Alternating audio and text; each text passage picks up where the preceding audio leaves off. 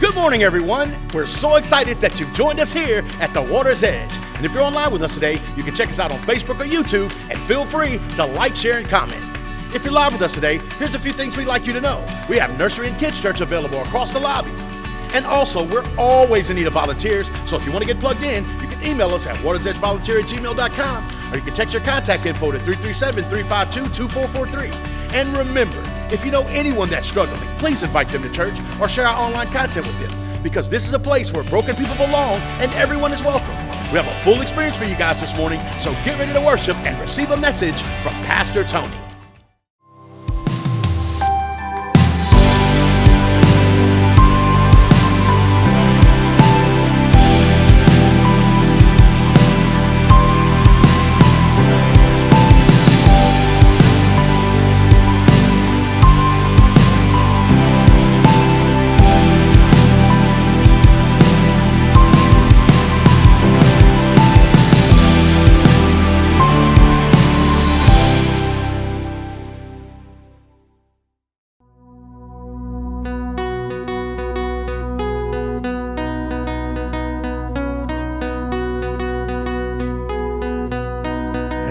Seen the wonder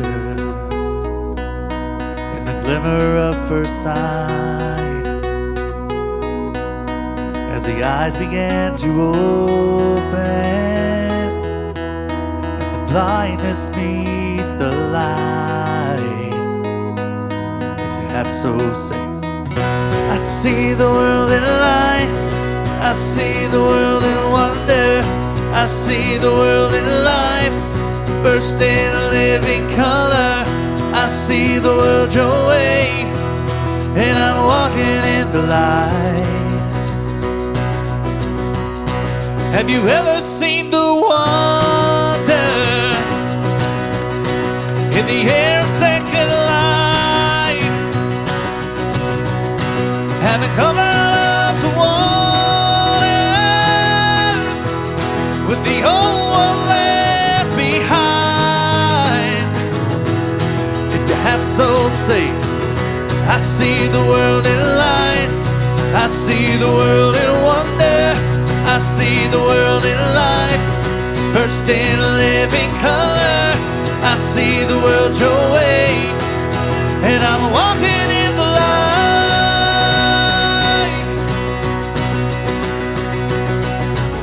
I see the world in grace, I see the world in gospel, I see the world your way, and I'm walking in the light. I'm walking in the wonder. You're the wonder in the world, turning wilderness to wonder. Ooh, I'll say, I see the world in love, I see the world in freedom, I see the Jesus way. You're the wonder in the world.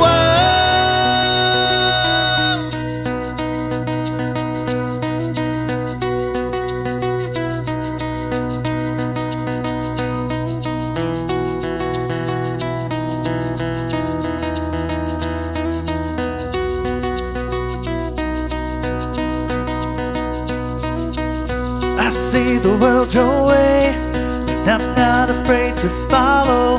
I see the world your way, and I'm not ashamed to say so. I see the Jesus way, and I'm walking in the light.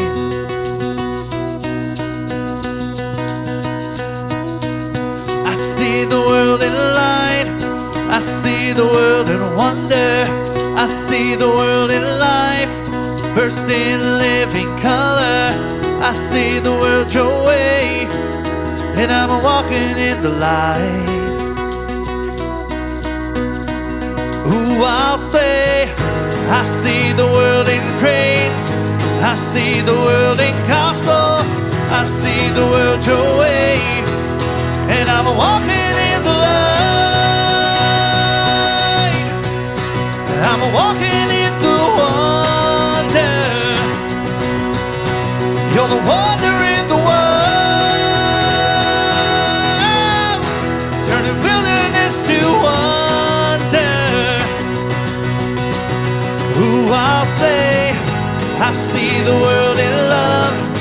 I see the world in freedom. I see the Jesus way. You're the wonder in the world.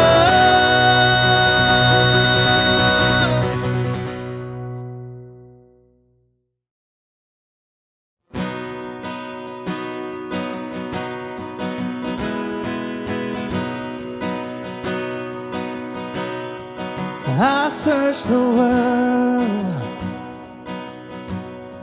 but it couldn't fill me. A man's empty praise, treasures that fade were never enough. You came along and put me back together, and every desire is now satisfied here in your love. Oh, there's nothing better than you. Oh, there's nothing better than you. Oh, there's nothing. Nothing is better than you.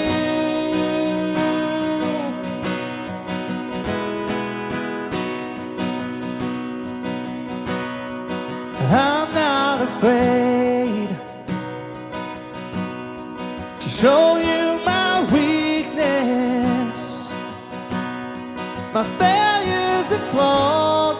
Lord, you see them all, and you still call me friend. 'Cause the God of the mountain is still God in the valley, and there's not a place your mercy and grace won't find me again. Oh, there's nothing better than you. Oh, there's nothing better than you. Oh, there's nothing. Nothing is better than you. Oh, there's nothing better than you. Oh, there's nothing better than you. Oh, there's nothing. Nothing is better than you.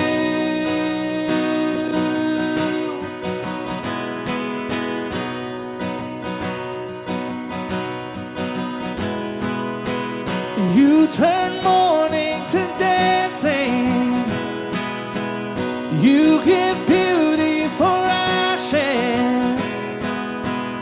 You turn shame into glory. You're the only one who can. You turn mourning to dancing. You give beauty for ashes. You turn shame into glory. You're the only one who can. You turn graves into gardens.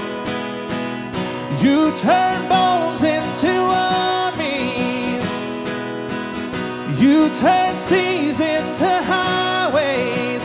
You're the only one who can. You turn graves into gardens. You turn bones into armies. You turn seas into highways. You're the only one who can. You're the only one who can. Oh, there's nothing better than you. Oh, there's nothing better than you. Oh, there's nothing. Nothing is better than you.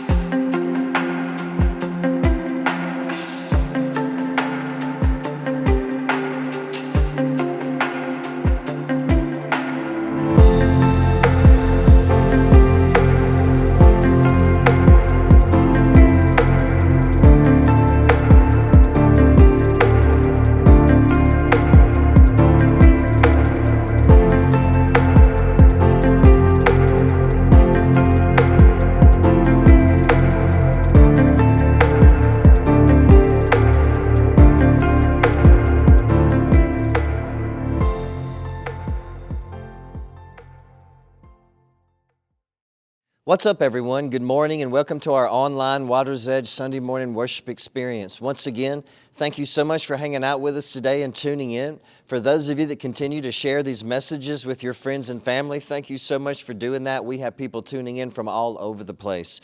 Also, for those of you that continue to give online, thank you so much for your generosity. For those of you that continue to mail in your donations, thank you so much for your generosity. Your generosity helps us love more people, help more people, feed more people, and serve more people. Also, if you're not a giver yet, we're trying to ask people to meet the $10 challenge. If you appreciate some of our ministries that have really just impacted maybe your life or your family's life or your friend's life or the community, like counseling services or the food pantry ministry or something like that, then we're asking people who aren't givers yet maybe to send in just to meet the $10 challenge every week if you can, and that'll help us be the hands and feet of Jesus to this community. Also, if you're a local listener and you're looking to come back and worship with us live and in person, we want you to know that every single Sunday we have two services at 9:30 and 11:15, and both services have a full experience. They're wide open. We have cafe, we have kids church, we have nursery, we have a full worship experience live in person on Sundays at 9:30 and 11:15. So if you would like to join us, we would love to have you. Okay, sometimes life can absolutely catch you off guard, and sometimes it's very, very difficult to connect the dots. Today we continue with our current series entitled Connecting the Dots, and let me just explain that to you in this way. During certain seasons in our life, sometimes it's like we're only given some of the picture. It's like we're only given some of the picture with this situation, some of the picture with this storm, some of the picture with this choice that we need to make or this decision that we need to make, some of the picture with this relationship or some of the picture with this hurt or betrayal in our life. It's almost like we have this entire canvas, but just a few dots on that canvas and not the entire picture. And here's the issue for most of us. In the beginning, when we're trying to connect the dots, it takes us a while to figure things out. Sometimes in this life, when you and I go through things that are difficult and challenging, sometimes it takes us a while to figure out what's going on in our life and in our mind and in our heart and in our soul. Sometimes it takes us a while to figure out what's going on with this situation, this relationship, this picture, or about what my life is supposed to look like. But what happens in our life when the picture starts to become more clear? And when the picture starts to become more clear, that's when we realize that either, yes, this is going to look like what I thought it was going to look like and what I wanted to look like, or, this is not going to look like what I thought it was going to look like. And this situation, this picture, now that more of the dots are getting connected, it's not going to turn out the way that I thought. And it's not going to turn out the way that I wanted it to. In this picture, whatever it is in your life, deep down, you're starting to see that it's not going to look like the way that you thought. And maybe at first, when you first started to connect the dots, you thought that this would be a picture in your life of hope and peace and rest from exhaustion. But now that more of the dots are getting connected, you're starting to see that that's not what this is going to look like. And maybe it's not playing out for you that way. Maybe as you're starting to connect more of the dots, you're starting to see this is uncertain. And this is not what I wanted. For instance, at the beginning of every single relationship, in any type of relationship, whether it's a dating relationship, a marriage relationship, a friendship, a coworker, whatever it is, you're only given a few dots in that situation, just a few dots. And many times when the relationship begins, we take those few dots and we start to fill in the rest of the dots and the rest of the blanks with all of these assumptions, and we make this relationship look like it's going to be the Mona Lisa. But what happens when more of the dots get revealed and we start to see more of the picture? Many times that's when we realize that it's not what we thought it was going to be. For instance, if you don't know how someone copes with their anxiety, if you don't know how someone copes with their stress and sadness, then you really don't know them yet. And this would be a great example of connecting more of the dots as you go along. Last week we talked about this. If you don't know how someone argues and fights when they're angry, then you don't fully know them yet. And if you don't know how someone copes with their stress and depression and anxiety, then you really don't fully know them yet. And so sometimes it's okay to not create the final picture in your head, to not fill in the blanks with all of those assumptions, and just to let some of those dots play out. And so in this series, this is what I want us to do. I want us to learn how to connect the dots in our life in difficult situations, but sometimes I also want us to learn how to let some of these dots just play out. And sometimes this is why we have a hard time connecting so many of the dots in our life. This is why we have a hard time connecting some of the red flags that we see in our life. And let me just explain that to you in this way, if you're still with me. Say, I'm still with you.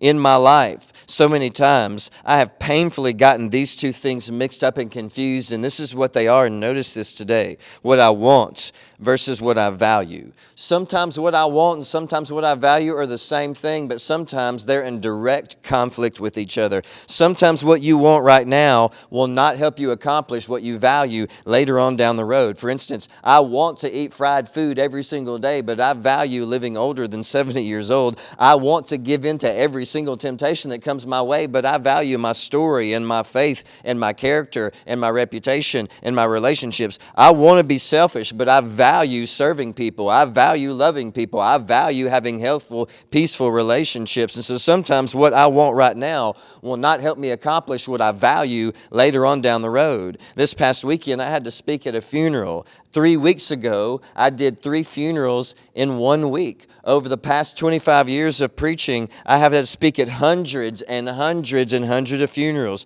Funerals because of sickness, funerals because of disease, funerals because of tragedy, funerals because of bad choices, and funerals just sometimes because of old age. And over the years, I've paid very close attention to what is said about the person that the funeral service is for. I pay very close attention to what is said about the person who's departed and went home to be with God. I've done funerals for all different types of people who are well known and people that no one really knew. And I've never been to a funeral where talking about someone's success, wealth, looks, possessions, accolades, image, was more important and more valuable than talking about their heart, their character, their integrity, their love, their soul, their determination, and their faith. At the end of our life, our values are more valuable than our wants. Let me say that again. At the end of our life, our values should be more valuable than our temporary wants. And so it should make sense for us not to just live for our temporary wants, but to live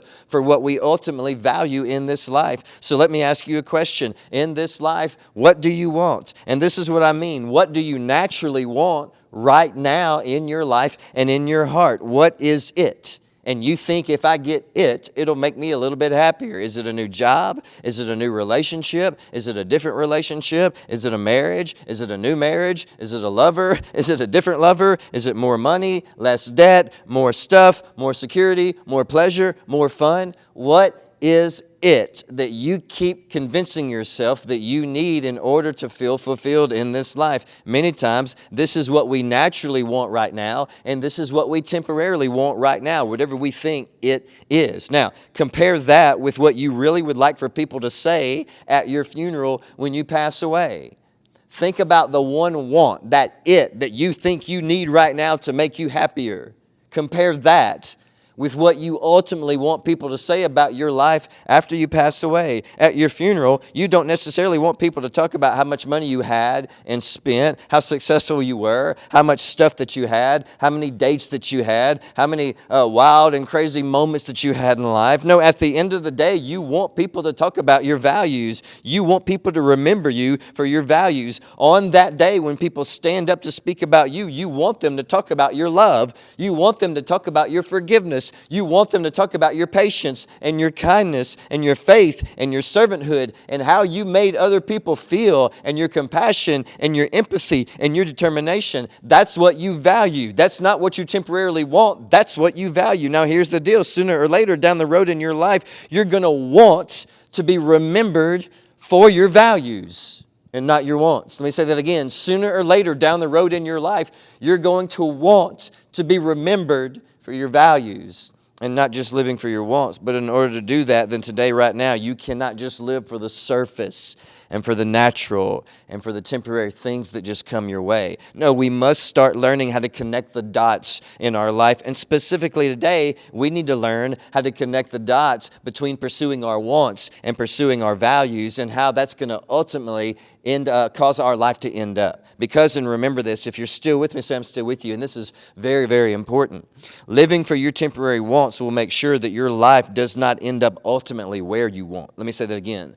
living for your temporary wants will absolutely make sure that your life one day does not ultimately end up where you want. Show me someone who can start connecting the dots between their temporary wants and their ultimate values, and once they see where that's leading their life, they make changes so they can accomplish their ultimate values, then I will show you someone that's going to live with fewer regrets than most of the people that you know. But why do we have such a hard time changing directions? And that leads to another question, and I guess this is one of the most important questions that we need to focus on today. And so if you're still with me, say I'm still with you.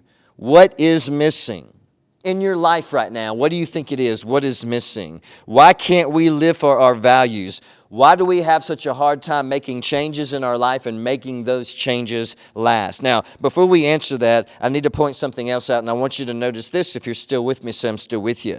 Most people live unhappy because they live unsatisfied. Ask yourself, why are you so unhappy all the time? What is it that you think you're missing? Start connecting the dots, and then answer that question by asking this question: what are you still searching for? Why are you so unhappy? Let's connect the dots. What are you still searching for? In this life, do you find yourself constantly still looking for something, like deep down you just feel unsettled and unsatisfied? It's like you get happy for a moment, but it doesn't stick. You get determined to change for a moment, but it doesn't stick. You get joyful for a moment, but it doesn't stick. Which leads me to another thought. If you're still with me, say I'm still with you. Notice this.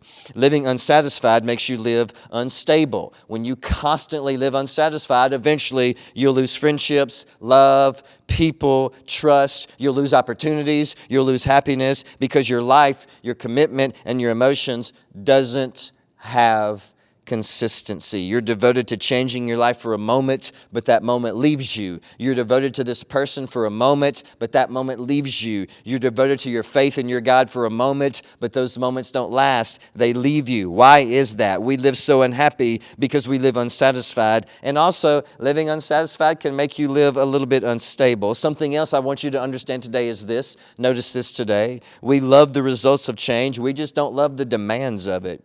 We would love better relationships. We would love better health. We would love better finances. We would love a stronger faith. We would love healthier emotions and habits, just not what it takes to get there. We would love a stronger mind. We would love a stronger spirit. We would love a stronger discipleship. We just don't love what it takes. We don't love the demands that it takes to get there. Why? Because something is missing. What are you missing? What is it? Why do we love the results of change, but not necessarily the demands of it? Notice this verse today. If you're still with me, say I'm still with you. Psalms 46, verse 10. Be still, the psalmist says, and know that I am God. I will be honored by every nation. I will be honored throughout the world. The psalmist says you have to be still. If you want to make some of these changes last in your life, then you need something that you're missing. And this is what it is. You need intimacy. You have to be still and focus on God. You can't do anything about the past, and you cannot change the future by worrying about the future. These are all distractions. So again, what do you have? What do you have is right now. But this is the one thing that our mind struggles to focus on. Our mind struggles to focus on the right now. And so we want change in our life. We love those results. But many times we don't love the demands that it takes to get there. And so what do we need to meet those demands and to make those changes last? What was the psalmist talking about? To be still and know that I'm God, because that word know means to focus. It means to stop, to be still and focus on God. And so what's the one thing that we need in our life to make our changes last and get past all the distractions? This is what it is. If you're still with me, say I'm still with you. Notice this. It's simply focus. But not just the ability to focus. What we're talking about right here is the ability to stop and to focus on Jesus, to focus on God and your walk with God. And to do that, we need intimacy. But what does that mean? Because we hear that word in church all the time, that we need to be intimate with God. But what does that really mean? Well, notice this definition. Intimacy is telling someone your thoughts and behaviors without the fear of judgment. That's the type of God that we have.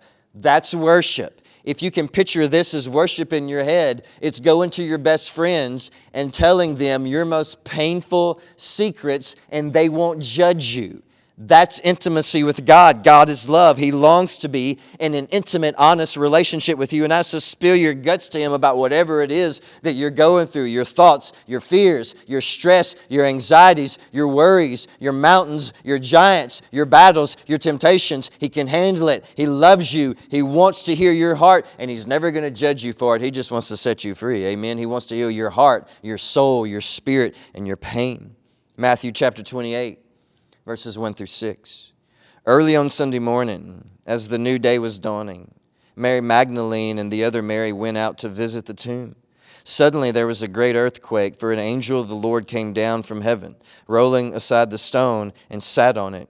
His face shone like lightning, and his clothes was as white as snow. The guards shook with fear when they saw him, and they fell into a dead faint. And then the angel spoke to the women. "Don't be afraid," he said. "I know you're looking for Jesus, who was crucified, but He's not here. He's risen from the dead, just as He said it would happen. Come, see where His body was laying." So Jesus lives, He dies, and then He's buried. And for the disciples, all they can do is do two things in their mind. Think about the past and how good it used to be, and worry about the future because it's uncertain. The one thing they're not doing is focusing on God and right now. Their mind keeps going to the past. I wish I could go back. I wish life was the way it used to be. This disrupted our life, and we have no idea what the future is going to hold. They're unhappy right now. They're unsatisfied right now, and they're unstable. But then Jesus rises from the dead, and everything changes. And then they focus their intimacy on Him, and their life goes forward, and they change the world. To be fully alive and to be fully human is to be many things all at once. We can be afraid and strong at the same time. We can be bold and scared at the same time. We can be courageous and weak at the same time. We can be honest and heartbroken at the same time. But the one thing we have to be, if we want changes to happen in our life and for those changes to last in our life, is we have to be focused. We have to be still enough to focus on God and be intimate with God. You can't do anything about the past, and you can't control the future, but you do have right now. And our old way of thinking keeps going back to the past. It keeps regretting the past. It keeps worrying about the future. It keeps making excuses for our choices and our decisions and why we never meet these demands of change. So if you want your changes to last, all of that has to go. Put your past, put your worries, put your excuses in the grave and focus on Jesus. The past, the future, the worry, the regret, it's all a distraction. And distracted people don't follow through. Distracted people don't learn how to connect the dots. And so if we want to be remembered ultimately for what we want, and what we want is to be remembered ultimately for our values, then today we have to start connecting the dots with our choices and decisions.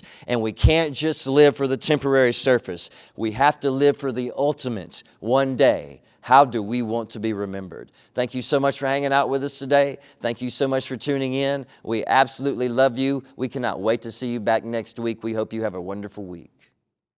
What a great message from Pastor Tony. We really hope today's worship experience has encouraged you and helped you in some way today. And if you're moved by today's service and you want to stay tuned the rest of the week through social media, you can check us out at Waters Edge Gathering on Facebook or Waters Edge_LC on Instagram. You can also download our app where you can do online giving, listen to worship songs, and replay messages from Pastor Tony. If you want to learn more about salvation and baptism, want to volunteer, or need a prayer request, you can visit the Welcome Center in the lobby, and our wonderful volunteers will take down your information. We absolutely love you guys and can't wait to see you back next week at the Water's Edge, where everyone is welcome.